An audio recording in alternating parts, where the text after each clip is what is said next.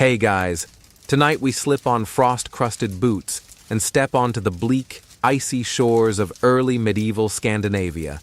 The wind cuts across your face like a whetted blade, and the stench of seawater, sweat, and anticipation fills your nostrils. Your fingers grip the rim of your round wooden shield so tightly the knuckles go pale. Around you, gruff voices, laughter masking fear, and the weighty silence before a raid begins. You are a Viking.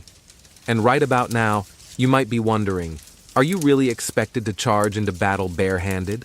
Because that guy over there has an axe the size of your torso, and you've got your courage and a questionable leather strap. So before you get comfortable, take a moment to like the video and subscribe, but only if you genuinely enjoy what I do here. Let me know where you're tuning in from and what time it is. Always fun to see who else is lying in bed listening to old Norse mayhem. Now dim the lights, maybe turn on a fan for that soft background hum, and let's ease into tonight's journey together. You hear the creak of longboats rubbing against the rocks, and the groan of warriors stretching their backs, checking straps, murmuring last-minute prayers to Odin. You watch a man smear charcoal under his eyes, not for war paint, but to dull the glare of the morning sun on the water. You glance at your hands, calloused, red with cold, strong, sure, but naked. You hope the stories are wrong, that you're not going to be asked to wrestle some armored knight in a bear hug of doom while he's swinging a flanged mace like a windmill. You're brave, not stupid. Here's the truth. Most Vikings did not go into battle barehanded. That image, that glorious, chaotic fantasy of the muscle-bound Norseman, shirtless in snow, knuckles bloodied on a Saxon skull, is more myth than method. But like any good story, it started somewhere. Picture a smaller skirmish. Not a raid, but a drunken village dispute escalating past words. Here, yes, maybe you go barehanded. Maybe you wrestle your cousin to the dirt over some sheep-related betrayal. But in full-blown combat, with your crew chanting Valhalla and a half-dozen monks screaming in Latin, yeah, you're bringing a blade, or a stick, or something sharper than fingernails. The average Viking was practical. Weapons were extensions of their identities, their social status. A sword was worth a fortune. A spear, much cheaper, still deadly. And even a big honkin' axe could double as a tool to chop wood or sever a man's neck in 2 efficient strokes. Still, we do have some accounts that suggest unarmed combat wasn't unheard of. The Icelandic sagas, those semi-historical, semi-gossipy Netflix originals of the Viking world, sometimes mention glima, a form of Viking wrestling. It's all about balance, timing, using your opponent's weight against him. But this wasn't the battlefield. It was training, ritual, or revenge. One-on-one, intimate, brutal. And no, you didn't wear armor for it. That would have made you sink faster than a log in mead. Imagine the ground beneath you now, thawing mud clinging to your boots as you wade forward through a farmer's field. You're heading toward a small village in Northumbria. The sun hasn't yet risen, but the dogs have started barking.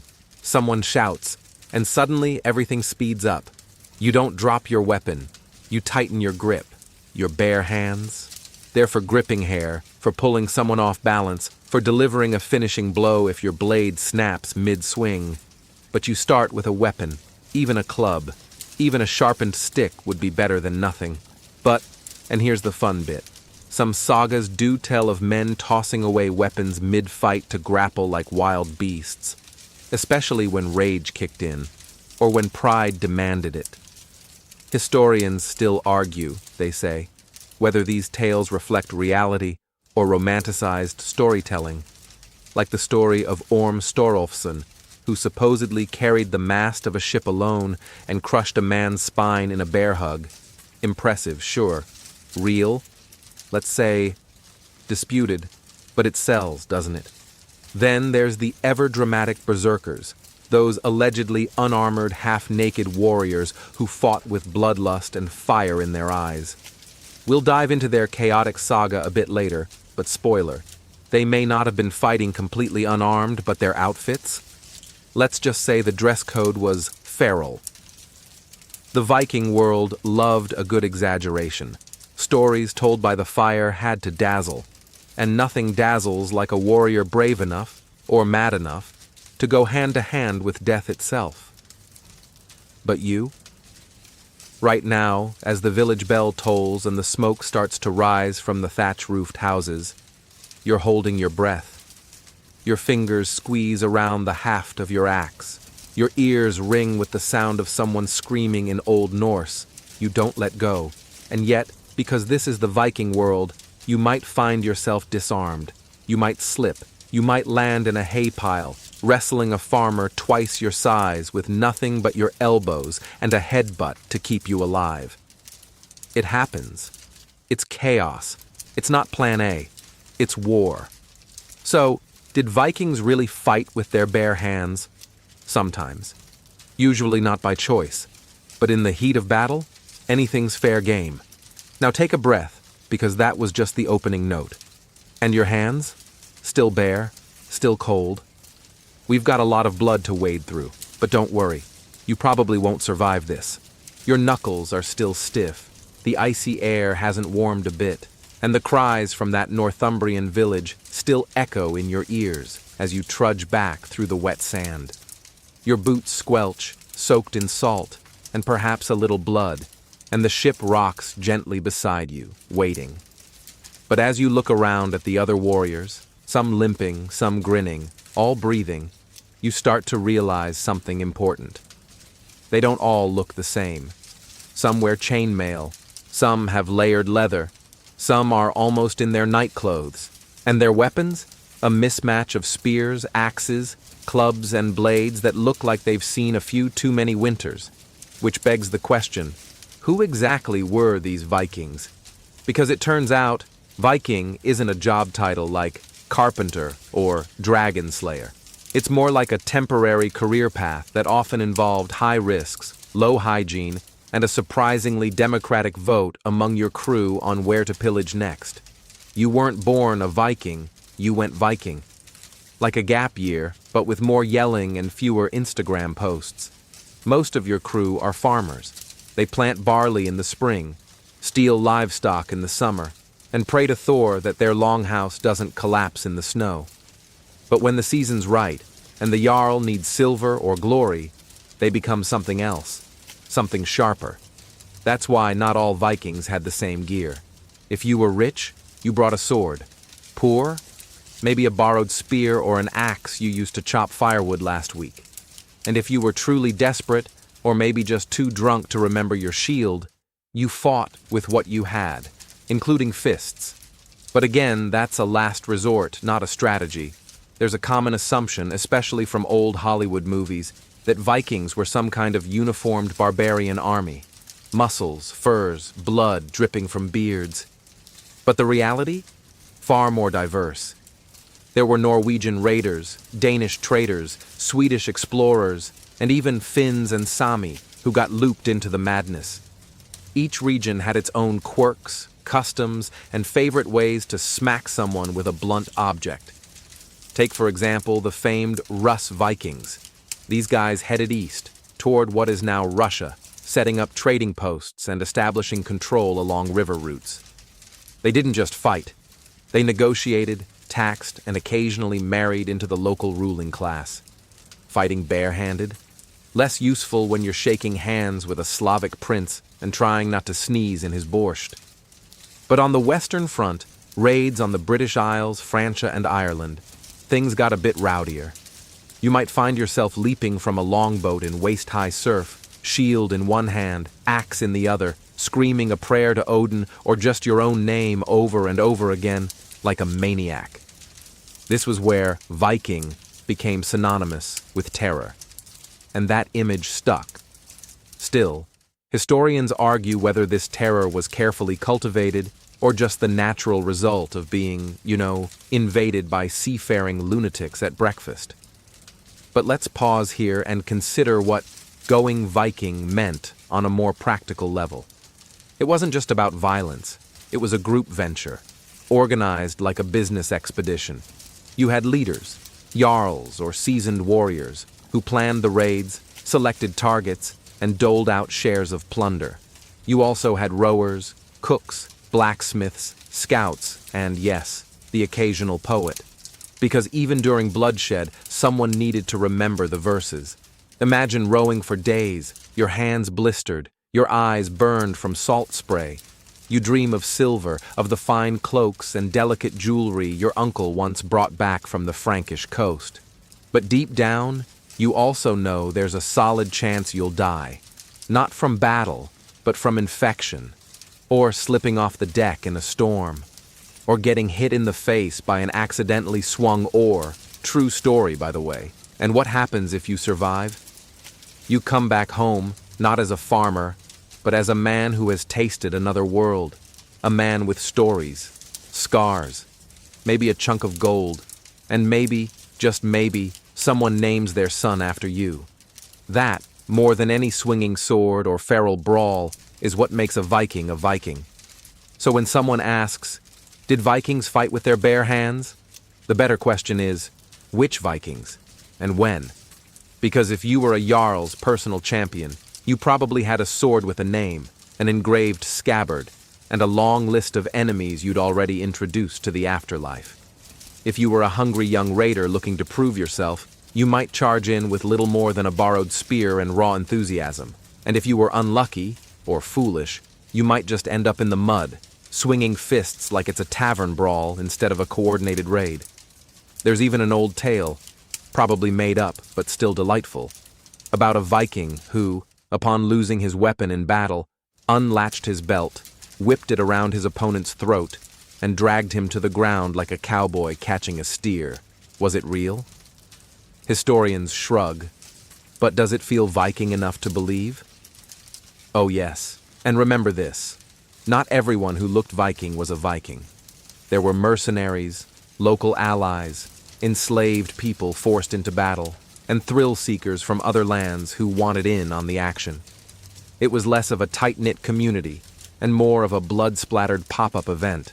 So you, yes, you, standing here with the salty wind in your face and aching shoulders, don't need to bare your hands to prove anything. You're part of something wild, something evolving, a movement, a myth in the making, and you're not even halfway to the scariest part yet. The dew has turned to mist, and it swirls around your ankles as you move inland, past the scorched remains of the village. Smoke curls up from blackened rooftops. Chickens squawk indignantly from somewhere under a collapsed fence. The ground here is soft, rutted by cartwheels and spattered with, well, let's just say it's not berry juice. Ahead of you, the rest of your crew is forming into a strange, shifting wall of wood and muscle. It's not a huddle, not a straight line either, but something in between. They call it a skjaldborg, or shield wall, and you're about to find out just how important it is when the other side is just as angry, and just as armed. This is where things stop being chaotic and start becoming terrifyingly organized. Forget the Hollywood version for a second, the wild, free-for-all chaos of sword-swinging and battle cries. Vikings could do that, sure, but when it came to larger skirmishes or raids where defense mattered as much as offense, the shield wall was the backbone of their battle tactics. Imagine overlapping round shields forming a tight barrier, each man relying on the one next to him. Your left arm protects yourself and your buddy, his right arm protects you. It's like trust falls, but if you mess up, you get stabbed. You press your shield into place, elbow bent, stance wide. Behind you, someone mutters a prayer to Thor, something about thunder and breaking bones. Next to you, a younger man trembles, his shield shaking like a leaf. His hands aren't bare, but they might as well be. His grip is loose, unsure. Yours, though? Solid, practiced, or at least pretending to be. Across the field, you see them forming up too. Locals, maybe, or mercenaries. They have spears, axes, and a few rusting helmets that look like they've been borrowed from a museum. The standoff is brief. Then someone, no one you can see, shouts. And everything explodes. The wall moves forward with a horrible rhythm, boots thudding, shields rattling. When it meets the other side, it's not the elegant clash you expect. It's more like two stampeding herds of angry cows slamming together. There's a crunch, a scream, and then just noise, grunting, yelling, metal scraping against wood, flesh, bone. Your first instinct is to swing, but there's nowhere to swing. You're pressed too close, so instead, you push. Your shield jams into the man opposite you. He pushes back. You lock eyes for a moment, and it's like looking into a mirror of panic. Neither of you wants to be here. Neither of you can leave. This is where bare hands might come in. If your weapon breaks, or gets lodged in someone's ribs, or if you're shoved to the ground and everything becomes a scramble, then suddenly your fists are the last things you've got. That's when training matters. That's when instincts, ugly, dirty, survival instincts, kick in. That's also why Vikings didn't just rely on brute strength. Many learned to fight in close quarters. Headbutts, knee strikes, and brutal grapples weren't just tavern tricks, they were battlefield skills. And if you're thinking, that sounds more like wrestling than war, you wouldn't be wrong. The shield wall often devolved into pushing matches. Think rugby scrum, but everyone's armed and personal space is a myth. Sometimes men were crushed before they were ever cut. That's the horror of it. Death not by blade, but by crowd. One quirky detail that pops up in some sagas: a few warriors allegedly sharpened the edges of their shields, turning them into slicing discs. Imagine swinging that like a pizza cutter of doom. Historians still argue whether this was real or just poetic exaggeration, but you have to admit, it sounds incredibly on-brand. You can hear grunts turning to screams now. A man 2 rows ahead goes down, and suddenly there's a gap in the line. You shove forward, filling the space, barely catching your footing. A hand grabs your arm, hard, not in panic, but to steady you. You glance back. It's the young man from earlier. His eyes are wild, but he's still standing, still holding the line. In a moment like this, you understand why formations mattered, why strategy wasn't just for the kings and commanders. Every Viking knew his place. Whether you were raiding a monastery or defending your homeland, you had to trust the man beside you, even if you couldn't pronounce his name. As the line breaks into a mess of smaller skirmishes, you finally have room to move. You swing your axe, wide, clumsy, and feel it thunk into something. You don't wait to see what. You duck, shove, and elbow someone in the ribs. Was it effective? Who knows? But it kept you alive. That's when you see a man fighting without a weapon. He's big, bald, and bleeding from the temple. No armor, no shield, just fury. He throws himself into the enemy like a battering ram, arms swinging like clubs. You see him knock someone flat with a single punch, then disappear under a swarm of blades. You never learn his name. And here's where the line between legend and reality blurs again. Stories of Vikings fighting barehanded might be true in moments like this. Chaotic, up close, desperate. But it's not the norm, it's not the plan. It's what happens when plans fall apart. And fall apart, they often did. Even well-organized battles could collapse into chaos. Weapons break, terrain shifts, adrenaline burns through your muscles like fire through dry pine. And then, just like that, it's over. The enemy retreats. Or you do. Or everyone just stops, too tired to swing anymore. You stumble back to the boats, panting, your shield cracked, your arms shaking. Your fingers feel like they've aged a decade. And yet, somehow, you're still here. Back on the ship, someone hands you water. Someone else counts the loot. You lean against the rail, watching the sun rise over a field where you almost lost your life to a wooden wall and 1,000 desperate hands. Tomorrow, maybe you'll laugh about it. Maybe you'll boast. But tonight, you remember. You're back on the longship now, finally drifting with the tide, its hull creaking as waves slap against the wood like lazy applause. Around you, the crew is quiet, not peaceful, just exhausted. Blood on clothes, nicks on skin, but everyone's still counting fingers. You made it, and now someone starts humming. It's low, eerie, like a chant buried in gravel. A few others join in. You don't know the words, but the rhythm stirs something primal in your chest. This is where someone mentions them. The berserkers. You've heard the stories. Everyone has. Warriors who don't feel pain, who charge into battle foaming at the mouth, howling like wolves, eyes blazing like fire-lit mirrors. No armor, no shields, just rage wrapped in skin. And fists. Lots of fists. So, did these guys actually exist? Well, let's pull back the sealskin curtain. The word berserker literally means bare shirt, as in someone wearing a bearskin into battle. But some believe it meant bare shirt, as in shirtless. Either way, not the best fashion choice for Norwegian winters, or arrows, or swords. Still, these warriors were said to be sacred, dedicated to Odin, beyond fear, immune to pain. You've probably seen them in shows, usually shirtless, twitching, drooling, occasionally turning into wolves for dramatic effect, useful for a third act climax. But the reality? Murkier than a fjord in spring. There are references in old sagas, like the Ynglinga saga, that describe berserkers as Odin's elite. They went without mail and fought in a trance-like fury. They bit their shields, they howled, they killed people without thought. Not exactly dinner party behavior.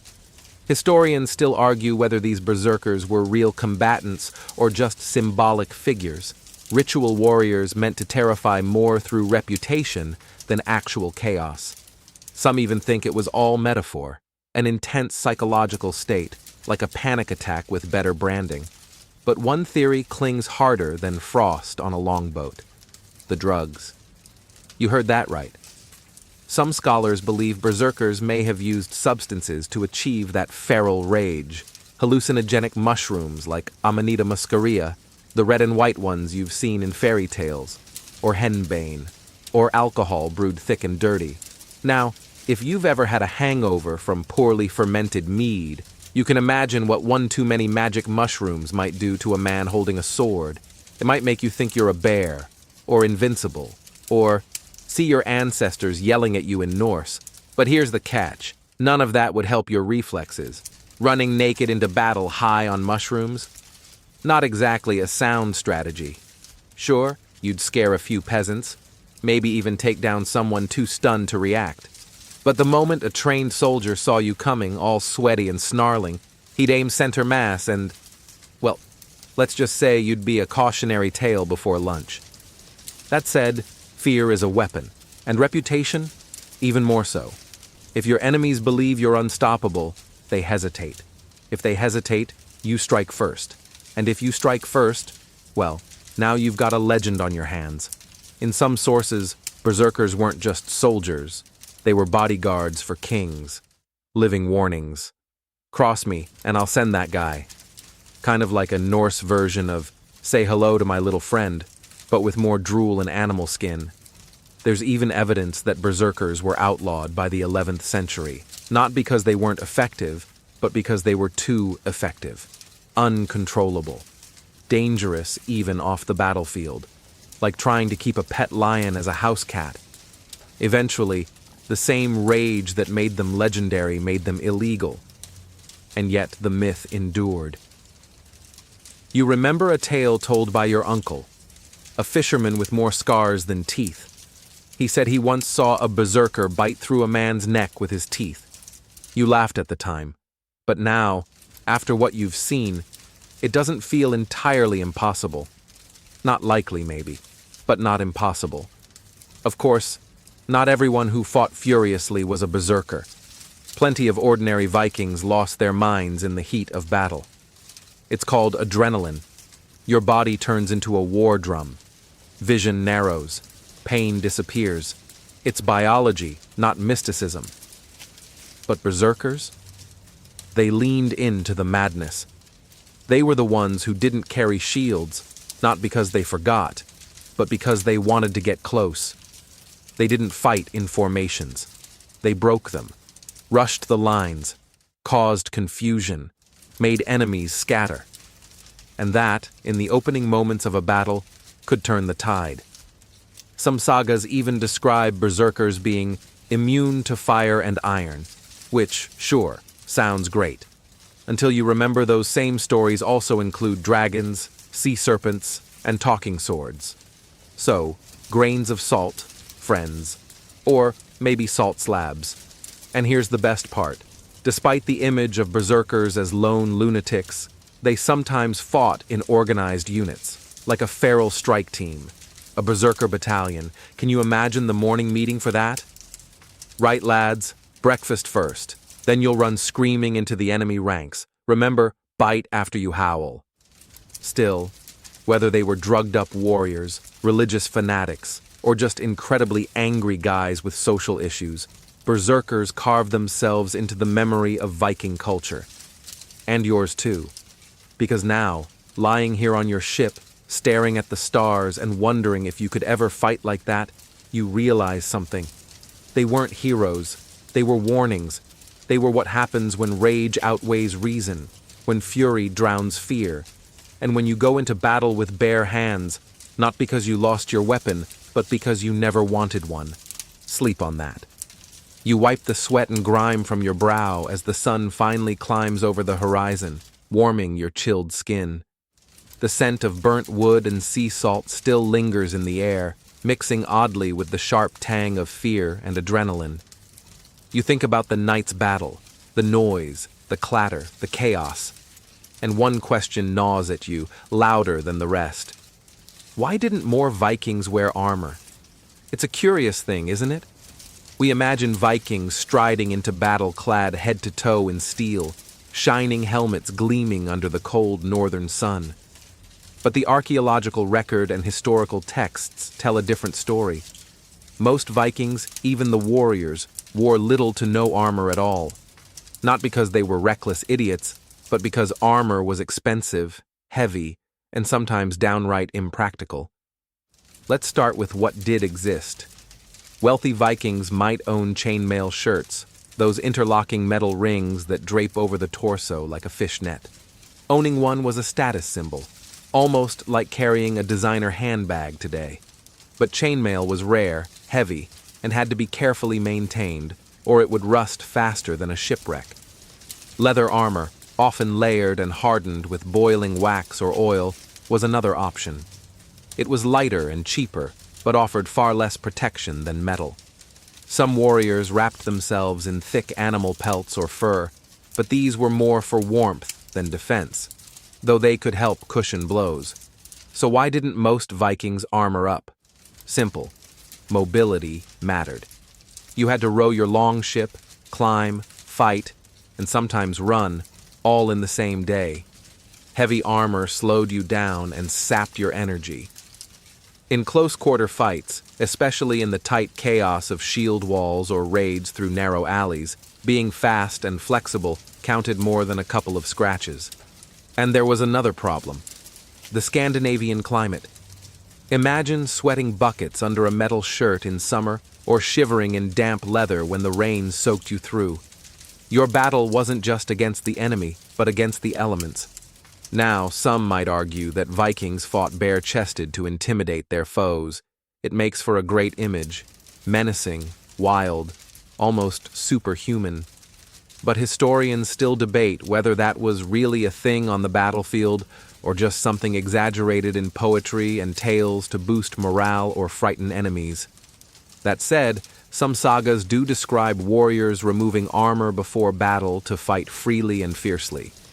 This could mean ditching heavy gear to channel their inner berserker rage, or simply a tactical choice when fighting in swampy or tight terrain where armor would be more of a hindrance. Here's a quirky detail. Some accounts suggest Vikings wore leather helmets studded with metal. More like a biker's cap than a knight's helm. Not exactly the horned helmets you've seen in cartoons and bad fantasy films. Those horns? Pure Victorian-era fiction designed to make Vikings look more dramatic and, frankly, terrifying for 19th century audiences. So if armor was often skimpy or absent, how did Vikings survive the shower of arrows, sword strikes, and blunt force trauma? Partly through skill, through the shield wall's protection, through quick reflexes, and sometimes just pure luck. You're not just naked flesh going into battle. You have a shield, a weapon, and a crew who'll stab anyone who breaks your line. That's your armor. Your defense is as much psychological as physical. Of course, there were exceptions. Kings, chieftains, and wealthy warriors flaunted their armor, not just to protect themselves, but to display status and inspire fear. A king in shining mail with a decorated sword sends a message: I am worth more dead than alive. But for most, no shiny plate, just worn leather, strong hands, and a stubborn will to live. You can almost hear the grumbles now, but if they didn't have armor, didn't they get killed all the time? They did. War was brutal and messy, but the Vikings understood their limits. They knew when to fight and when to run. Their raids were often lightning strikes, fast in and out, rather than drawn-out sieges where armor would make more sense. And remember, fighting without heavy armor didn't mean fighting without protection. Your helmet might be a sturdy iron cap, your shield a thick wooden circle coated in leather. That shield could block a sword, absorb an arrow, or take a mace blow that would crush a skull.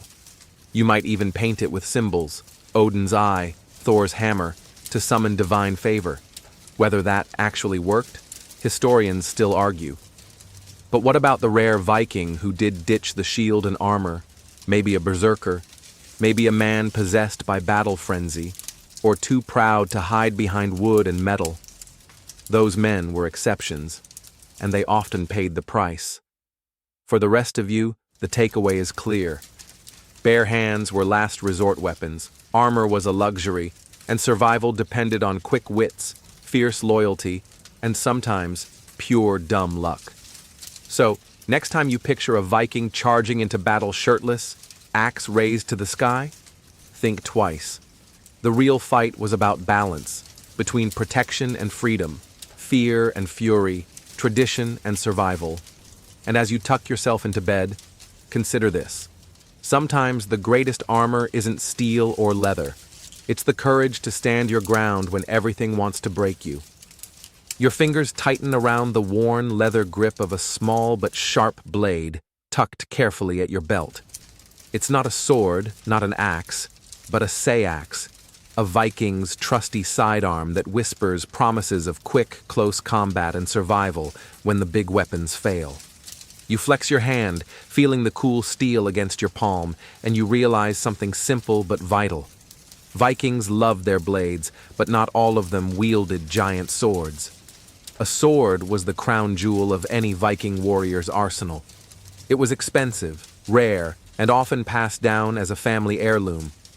Owning one was a sign of prestige, a declaration that you were someone to be reckoned with.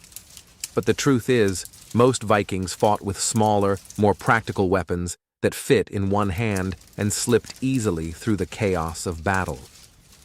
That sagas? It was a multi-purpose marvel. Sometimes a tool, sometimes a weapon, sometimes a last resort companion when your axe flew out of your grip or your spear got stuck in the mud.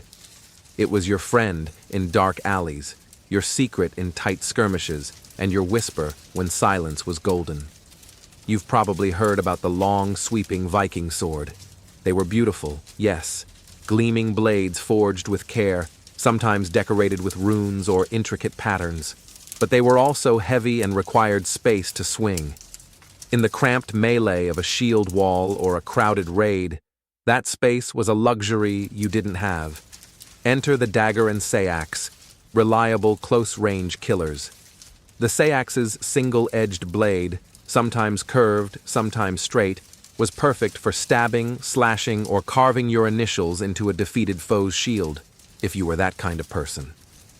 What's quirky here is how Viking blades could also serve as status symbols beyond mere utility. The craftsmanship told stories of where the steel came from, who made it, and what victories it had seen. Some blades were so prized they were buried with their owners, a final companion for the journey to Valhalla. Historians still argue how widespread sword ownership really was. Excavations show far fewer swords than axes or spears, suggesting swords were exclusive treasures while daggers and sea-axes were more common. For most warriors, the smaller blades were essential. And here's a fringe tidbit you might enjoy. Some Viking blades were pattern-welded, an early form of layering metals to create beautiful swirling designs. Not only was this for looks, though it did make your weapon the envy of the mead hall, it strengthened the blade, making it both flexible and tough. You run your thumb along the hilt of your sayax, imagining the smith hammering out the layers of steel over a roaring fire, sweat dripping down his brow. It's art, it's survival, it's history in your hand. So, if you think Vikings fought barehanded, think again. Even when their main weapon was a hefty axe or a spear, that little blade at their side was always ready. Close enough to stop an enemy's breath, sharp enough to turn the tide. And if you lose your sword or your spear, that sayax just might save your life. You tighten your grip on the haft of your axe, feeling the familiar rough wood beneath your fingers. Not the elegant blade, not the delicate runes on a sword, but a simple, brutal axe. The kind that feels like an extension of your arm, capable of splitting skulls and chopping wood with equal ferocity. This is the Vikings' weapon of choice for a reason. It's deadly, versatile, and oh so personal. You've probably seen those epic depictions. Vikings swinging giant battle axes with reckless abandon, sending foes flying with a single blow. And sure, some axes were enormous, designed for max damage and maximum intimidation. But most Vikings wielded smaller, handier axes perfect for close combat. Axes that you could swing, parry with, and even use as tools when the fighting stopped. The axe's origins are humble. It's a farmer's friend, a woodsman's companion. But in the hands of a Viking warrior, it's transformed into something far more dangerous. You imagine the thrill of raising your axe, the weight perfectly balanced, as it arcs through the air and crashes into a shield or armor. There's nothing quite like the satisfying thunk of a well-placed blow. Here's the quirky bit. Some Viking axes had bearded blades. That is, the lower part of the blade extended downward, like a beard. This design wasn't just for looks. It allowed the wielder to hook an enemy's shield or weapon, pulling it aside to create an opening. Clever, huh? Historians still argue about how common axes were compared to swords and spears. But one thing's clear, axes were everywhere. Archaeological digs keep turning up axe heads in grave sites, and those axes vary wildly, from tiny throwing axes to hefty two-handed behemoths. And remember, axes were practical. You could use one to chop down a tree, build a boat, or take off a troublesome head. When your enemies heard the roar and saw the flash of axe blades, they knew to be afraid. Maybe more afraid than of shiny swords or spears. The personal nature of the axe also meant that many Vikings forged or customized their own. Each weapon bore the marks of its owner, scratches, nicks, and sometimes personal carvings. You could almost read the story of a warrior in the dents of his axe blade. So, while the idea of fighting barehanded might sound romantic or brutal, the axe was the Vikings' hand in battle. It was familiar, reliable, and devastatingly effective. More than that, it was a symbol, a representation of the man who swung it and the life he led. And if you ever find yourself in a scrape without a sword, a spear, or a shield, remember this.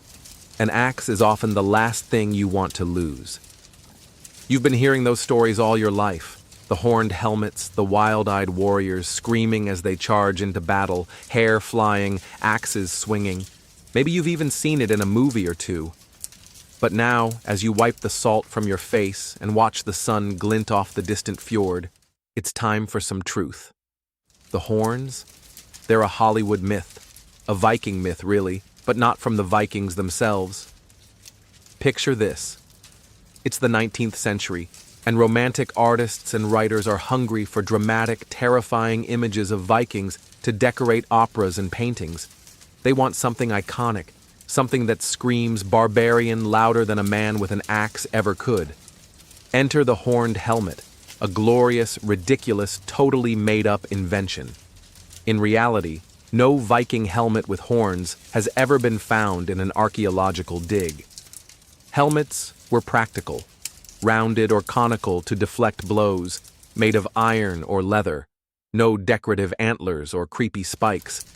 Wearing horns in battle would be like putting two massive, fragile antennae on your head, great for looks, terrible for survival. Historians still argue why the horned helmet myth took hold so firmly. Some think it was a misinterpretation of ancient ceremonial helmets, which did sometimes have animal motifs, but were not used in battle. Others say it was pure marketing, a bit like how today's movies exaggerate anything for spectacle. But the horned helmet myth isn't the only Hollywood fib. The idea of Vikings as filthy, unkempt savages who spent all their time pillaging and yelling is also an oversimplification. Many Vikings cared deeply about personal grooming. Combs, razors, and even tweezers have been found in Viking graves. Yes, they were warriors, but they were also people who valued appearance and social status. So why do these myths endure? Because they feed our fascination with the exotic and the extreme. They make Vikings bigger than life, heroes or villains who are more myth than man. You chuckle softly, remembering a reenactment you once saw where a guy in a horned helmet tried to sit on a chair and kept getting stuck. Funny, yes, but also a reminder that sometimes our ideas about history tell us more about ourselves than the past. As you look around at your crew, some of whom sport carefully braided hair and polished weapons, you realize the real Vikings were just as complex, just as human as anyone else. And that, maybe, is a better story. You find yourself pushed into the thick of it, shield raised, breath sharp in your chest. The battle has slipped into chaos. Lines are broken, orders drowned in the roar of clashing steel. Here, the organized shield wall dissolves into a whirlwind of fists, teeth, and desperation. So, did Vikings really fight barehanded? Yes, but only when the world tipped upside down and weapons were lost, broken, or out of reach. Think of it less as a chosen style and more as survival instinct kicking in. Close quarters combat was brutal and personal. When swords and axes weren't an option, Vikings resorted to wrestling, headbutts, biting, and, yes, bare-knuckle punches. Imagine grappling on muddy ground, mud mixing with sweat and blood, limbs flailing to gain the upper hand. There's a traditional Norse wrestling style called glima, which wasn't just sport, but also practical combat training. You'd learn balance, leverage, and throws, not just to win competitions, but to control or incapacitate an enemy without a weapon. That kind of skill could mean the difference between life and death once your sword shattered or your spear snapped. Stories abound of Vikings throwing punches that could shatter ribs or knock the wind out of a man. One tale even tells of a warrior who crushed his opponent's skull with a bear hug, literally squeezing the life out of him. Historians still argue how much of this is factual and how much is poetic license, but the fact remains, hand-to-hand fighting was part of the toolkit. Brawls in taverns were common too. Those were informal, bare-handed fights, but the skills honed there carried onto the battlefield. Toughness, endurance, and quick reflexes were as important as wielding a blade. Interestingly, some sagas describe fighters who deliberately discarded their weapons to fight barehanded, perhaps to show supreme confidence or to intimidate. The psychological effect of charging naked, screaming, and flailing fists was real, but such moments were exceptions, dramatic highlights rather than standard tactics. Quirky fact: Vikings sometimes used their shields offensively in close combat, not just for blocking, but to bash faces and shove foes off balance. So, bare-handed fighting often meant shield and fist working in tandem. You get the sense that bare-knuckle battles were messy, exhausting, and often brief. Not the stylized duels of later medieval knights, but gritty, grinding scrambles where every advantage counted. And when the fight ended, survivors limped away with bruised knuckles, battered pride, and stories to tell by the fire. The night has fallen, and the world around you has turned soft with shadows. You crouch by the longship, waiting, heart thudding against your ribs.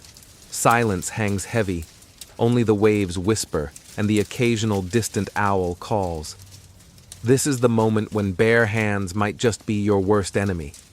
You and your crew have been sent on a stealthy raid, a moonlit strike to seize treasure without waking the whole village. No battle cries, no clanging swords, just silent footsteps and sharpened instincts. In these moments, weapons don't always clatter loudly. Sometimes they're whispers in the dark. Daggers slipped quietly between ribs, blades glinting briefly before swallowing shadows. Fighting with bare hands? That's a risky move. You need to be fast, precise, and silent. Bare fists will get you caught, and maybe killed. You recall the tales of Viking warriors who specialized in night raids, experts at moving unseen through enemy lines. They didn't rely on brute force, but on patience and skill. Knives were the weapon of choice, easy to conceal, deadly in close quarters. You might find yourself choking an enemy before they even realize you're there. Historians still argue how often Vikings employed stealth tactics, as most sources celebrate loud, chaotic battles. But archaeological evidence, like the remnants of weapons hidden in unexpected places, suggests quiet strikes were part of their repertoire. And here's a strange, fringe fact. Some Vikings reportedly coated their blades with poisons or toxins to make silent kills even more deadly.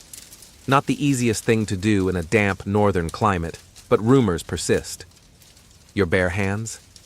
They're only useful to steady yourself, grab an arm, or quickly cover a mouth to stifle a scream. You might need to wrestle an enemy into submission, but ideally, you avoid that. Silence is survival. The soft crunch of footsteps nearby snaps you back to the moment. You grip your dagger tighter, muscles coiled. This is not the place for glory. This is the deadly quiet before chaos. The crackle of the fire and the murmurs of the camp draw your attention to the figures gathered around the flickering flames. Among them are women, not just tending to the wounded or preparing meals, but bearing shields and weapons themselves. The tales you've heard all your life whispered of shield maidens, fierce warrior women who fought alongside men, their courage as sharp as any blade. But how much of that is true? Were these women really charging into battle, axes raised, with bare hands ready to grapple enemies? Or is this another tale colored by romantic longing and modern reinterpretation? You watch one of them adjust her leather armor, a finely made set that would have taken weeks to craft.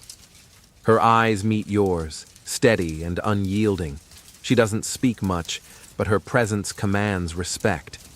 Historically, the existence of shield maidens is both celebrated and questioned. Archaeological digs in Scandinavia have uncovered graves of women buried with weapons, suggesting they held warrior status. One famous example is the Oseberg ship burial, where a high-status woman was interred with swords, axes, and shields. Historians still argue whether these women were exceptional leaders, symbolic figures, or the norm among Viking society. Some sagas praise female warriors, while others barely mention them, leaving room for debate. One quirky fact: the term shield maiden itself might be a later invention, popularized in medieval romances and modern fantasy. But Norse literature does mention fierce women like Lagertha, who fought alongside Ragnar Lothbrok. Whether she was historical or mythological, her story inspires. When it comes to fighting with bare hands, shield maidens likely trained just as rigorously as their male counterparts. Wrestling, swordplay, and spear thrusts would have been part of their regimen, preparing them for any battle scenario, armed or unarmed. You realize that whether man or woman, fighting in the Viking Age demanded adaptability. Losing a weapon meant resorting to fists, teeth, and whatever else could keep you alive. As the firelight dances in their eyes, you feel a quiet awe. These women defied expectations, fighting not just for survival, but for honor. And maybe, just maybe, their bare hands were just as fierce as any axe. The chill in the morning air is biting as you trudge back to the longhouse, your muscles aching, but your spirit strangely alive. You catch sight of a group of boys, barely more than children, practicing swings with wooden swords and shields. Their movements are unrefined, but their eyes blaze with determination. This is how it begins, the training that will shape you into a warrior. Viking combat skills were not born overnight. From a young age, boys, and sometimes girls, were taught the arts of fighting, not just for glory, but for survival. The longhouse was their first battlefield, the family farm their training ground. Strength was built through hard work, hauling timber, rowing boats, wrestling in the dirt. Your hands recall the first time you held a wooden sword, clumsily mimicking your father's strokes. It was awkward, embarrassing, and sometimes painful. But it was also thrilling. Every bruise was a lesson, every stumble a step closer to mastery. Training wasn't just physical. You learned strategy, how to read an enemy's stance, when to advance, when to retreat. You were taught to respect your weapon, your shield, and your comrades. Discipline was harsh, but fair. Survival depended on it. A quirky detail you might not expect. Some Viking youths practiced fighting with bundles of hay or even logs tied together. Not the most elegant method, but effective for building endurance and strength. And before you could wield a sword, you mastered wrestling, the ancient Norse glima, learning to use balance and leverage to your advantage. Historians still debate how formalized Viking training really was. Unlike later medieval knights, there were no official academies or instructors. Much was learned through experience, oral tradition, and mentorship within families or clans. Yet, despite the lack of formal schools, the Vikings developed a formidable fighting force. Their training focused on adaptability, knowing how to use whatever was at hand, including bare hands when necessary. You watch the boys wrestle, laughing as one throws the other to the ground. The fire of competition burns bright in their eyes. Soon enough, they'll carry real weapons into real battles. But for now, it's about learning, about becoming, about readying hands, bare or armored, for whatever the future holds. The sun beats down on a dusty clearing where two warriors face each other. The village watches in hushed anticipation. No shields, no weapons, just raw flesh and fierce eyes. This is the holmgang, a duel to settle disputes, honor, or revenge. Sometimes fought with swords or axes, sometimes with nothing but bare hands. You step closer, feeling the heat and tension. The rules are simple. First to yield loses. No interference, no tricks. Just two men fighting for their lives and reputations. Trial by combat was common in Viking society. It was the ultimate test of strength, skill, and courage. If a feud couldn't be settled by words or laws, the holmgang offered a brutal, direct solution. Sometimes for property disputes, sometimes for insult or betrayal. You watch the fighters circle, muscles taut, eyes locked. Their bare hands fly, punches, grabs, clinches. It's messy, unpredictable, and utterly human.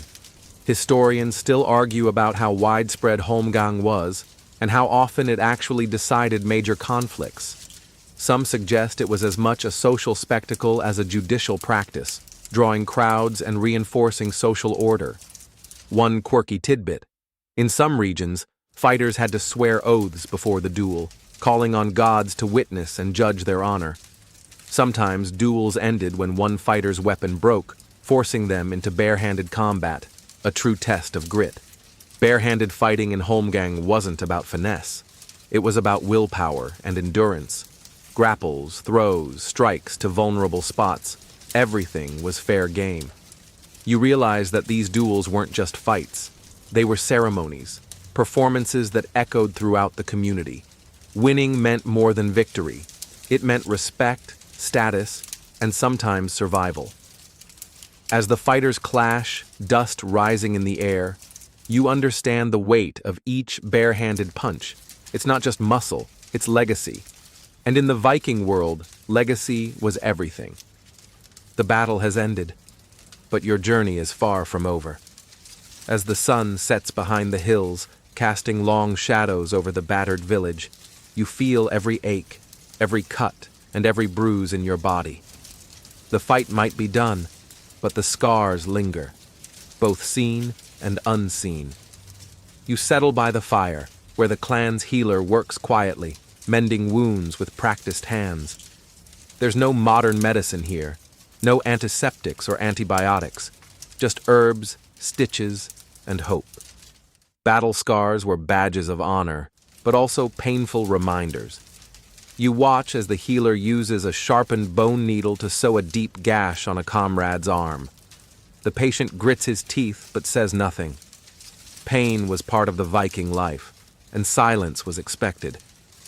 The healer applies poultices made from crushed plants, yarrow for stopping bleeding, comfrey to aid bone healing. Some of the mixtures smelled foul, but they worked surprisingly well. After all, your ancestors had to get creative with what nature provided. Interestingly, some archaeological finds suggest Vikings even used crocodile dung as a primitive form of sunscreen or wound dressing. A quirky, if somewhat gross, detail that reminds you how resourceful they were. Historians still debate how effective these remedies truly were. Infections must have been common and deadly, but the fact that so many warriors survived multiple battles speaks to their resilience and to the skill of their healers. And what about the psychological scars? The nightmares, the loss, the constant tension of war. Those were invisible wounds no poultice could touch. Some sagas hint at warriors haunted by their deeds, searching for peace in song or solitude. You sip your mead slowly, watching the stars blink awake. Tomorrow you'll carry the pain with you, like a second skin. But tonight, you rest, wrapped in the warmth of kinship and the flickering firelight. Because surviving battle was more than strength or skill. It was endurance, heart, and sometimes just plain stubbornness. The heavy scent of pine and burning peat surrounds you as you sit cross-legged by the fire, fingers tracing the worn carvings of a small wooden amulet. You feel the cool night air settle on your skin, and your thoughts drift to the gods, the mighty Odin, the fierce Tyr, and the graceful Freya, who watch over you in battle and beyond. Viking warriors believed that divine forces played a huge role in combat. Their faith wasn't passive, it was active, intense, and personal. Before battle, you might whisper a prayer to Odin, the All-Father, asking for wisdom and courage, or to Tyr, god of war and justice, for victory and honor.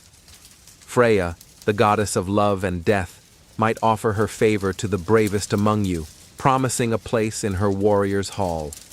You tighten your grip on your axe, imagining Odin's one-eyed gaze piercing the battlefield, guiding your strikes. The gods were not distant myths, they were living forces shaping your fate. Their symbols adorned shields, helmets, and even your skin in intricate tattoos. One fringe belief involves the Valkyries, female spirits who chose who would live and die in battle. They gathered the souls of fallen warriors to bring them to Valhalla, Odin's great hall. To die honorably meant eternal feasting and fighting alongside gods, and eternal glory. Historians still argue how deeply the average Viking believed in these deities, but one thing's certain. The gods were woven into every aspect of life and war. Your courage wasn't just yours, it was bolstered by divine will. There's even evidence that Vikings performed rituals to invoke battle frenzy, possibly through chants, dances, or substances.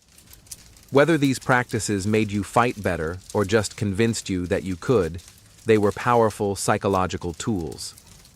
As you stare into the flames, you wonder if your own heartbeat matches the rhythm of ancient drums once used to summon gods and warriors alike. In this world, faith and fury walk hand in hand. And your bare hands? They're both instruments and offerings to the gods who decide your fate. The biting wind carries whispers of old grudges and vengeance as you find yourself walking the narrow path toward a distant farmstead. Blood feuds and vendettas are the lifeblood of many Viking families, long shadows cast across generations. You know that the hand you extend in friendship today may be the same one you clench in anger tomorrow. Vikings took family honor seriously, sometimes too seriously. When a wrong was done, repayment was expected, often in kind.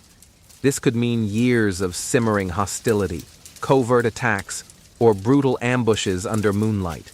The cycle of revenge kept clans locked in perpetual conflict, each act of violence demanding another in return. In these personal wars, fighting with bare hands was common. A knife drawn quickly, a fist raised in desperation, grapples in the darkness. All were weapons when steel wasn't handy or stealth was required. The raw immediacy of close combat made these feuds as dangerous as any battlefield clash. One quirky detail from saga tales: some vendettas involved poisonings or subtle sabotage, proving Vikings were cunning as well as fierce. Historians still debate how widespread these methods were versus open confrontation. You remember an old story of two brothers separated by a blood feud who fought barehanded to settle their score, a tragic reminder of how honor could both unite and destroy. As the sun sets, casting blood-red hues over the landscape, you sense the weight of history in every step. The bare hands that once clenched weapons now tremble with the burden of vengeance. And so the cycle continues, hands stained not just with blood, but with the heavy cost of loyalty and pride. You crouch low behind a fallen log, eyeing the enemy line as they approach. The rules of battle are brutal, but so is survival, and the Vikings knew that sometimes fighting clean meant death. So, they fought dirty, spitting sand in an opponent's eyes, gouging fingers at throats, kicking shins when no one was looking. You learn quickly that bare hands aren't just for punching, they're for doing whatever it takes to win.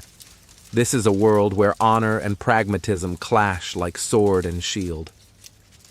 While the sagas often glorify noble combat, real fights were messy, ugly, and full of surprises. A well-timed poke in the eye could turn the tide faster than 1,000 swings. There's a quirky note in some texts about warriors carrying small stones in their boots, ready to kick out at ankles or trip foes. Sneaky, yes. Effective, absolutely.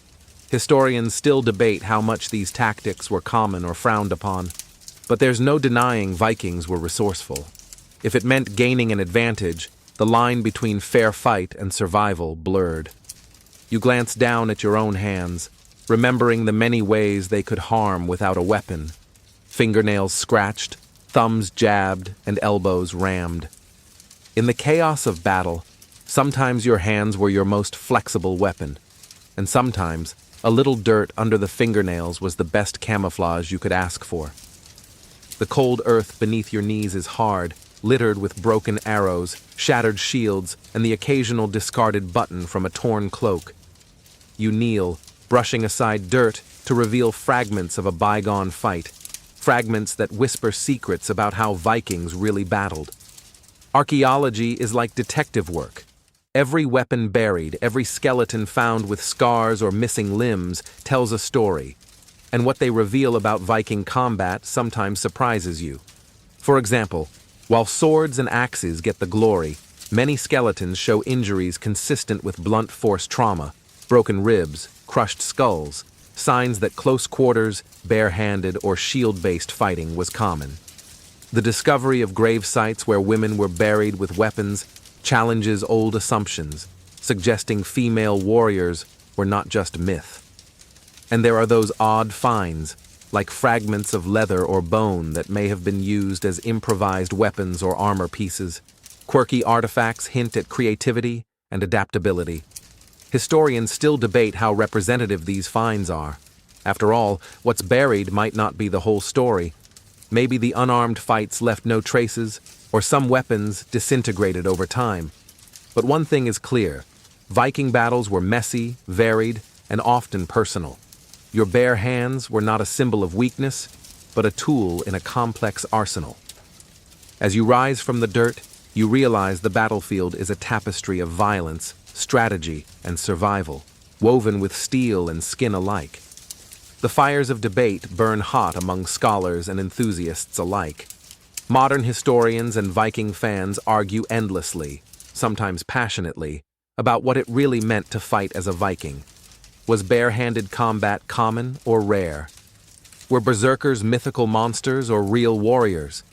Did Viking women really take up arms, or are those stories just hopeful fantasies? You find yourself caught in the middle of these arguments, scrolling through forums where people dissect sagas, analyze weapon finds, and debate the merits of Hollywood's portrayal versus academic research. Some experts insist Vikings were disciplined, organized fighters who relied on weapons and tactics, not wild brawling. Others highlight the cultural importance of personal valor and unarmed fighting skills. And then there are the enthusiasts who embrace the mythic, imagining Vikings as elemental forces of nature, fists flying, teeth bared. Historians still argue about the influence of sagas, often written centuries after the Viking Age, which blend fact and fiction. They question how much was romanticized or political propaganda. You chuckle at the idea of angry YouTubers defending their favorite interpretations, shouting about authenticity from behind keyboards, as if they'd fought with an axe or gone bare-handed in a shield wall. In truth, Viking combat was probably all these things, a mix of raw violence, ritual, skill, and storytelling. The truth is as messy and fascinating as the Vikings themselves. And you, listening in the quiet night, are part of this endless conversation. The long ship glides silently through the calm fjord waters as dawn breaks, painting the sky with soft hues of pink and gold. You sit on the deck, your hands resting lightly on your knees, the weight of the past hours settling into your bones. The stories, the myths, the truths, they swirl inside you like the mist rising off the water. Why does the image of the bare-chested, bare-knuckled Viking endure? Maybe because it's raw and real. It speaks to a primal part of you that loves the idea of facing danger with nothing but courage and grit. It's the ultimate test. No weapons, no armor, just your own strength and will. But now, after everything you've seen and heard, you understand that Viking combat was more than that. It was a dance of weapons and hands, of strategy and chaos, of fear and fury. Your bare hands were tools, sometimes last resorts, sometimes instruments of precision, but they were never alone. And maybe that's the real story. The Viking isn't just a figure of myth or legend, but a symbol of adaptability and survival.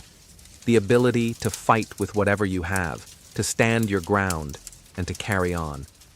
As the sun rises higher, warming the chill from your skin, you feel a calm wash over you. The myths fade gently, replaced by a richer, deeper truth. Your hands rest quietly now, ready, but peaceful. And as you drift toward sleep, the stories of Vikings, wild, fierce, and human, linger like a comforting hum. Because in the end, every warrior's journey begins and ends with bare hands. The night softens around you like a warm blanket, the echoes of ancient battles fading into the gentle rhythm of your breath. You've walked with warriors across frozen shores, felt the sting of cold steel and the warmth of campfires, heard the gods whisper in the wind. Now, as your eyes grow heavy, remember this. The stories of the Vikings, half myth, half truth, are a mirror reflecting the strength and fragility within us all. The courage to face the unknown, the resilience to stand when all seems lost, and the quiet power of a steady hand. Let your mind drift, carrying you across time and tide, where legends are born not in perfect battles, but in the messy, beautiful struggle to survive and be remembered. Sleep peacefully now, wrapped in the soft glow of history's embrace. Sweet dreams.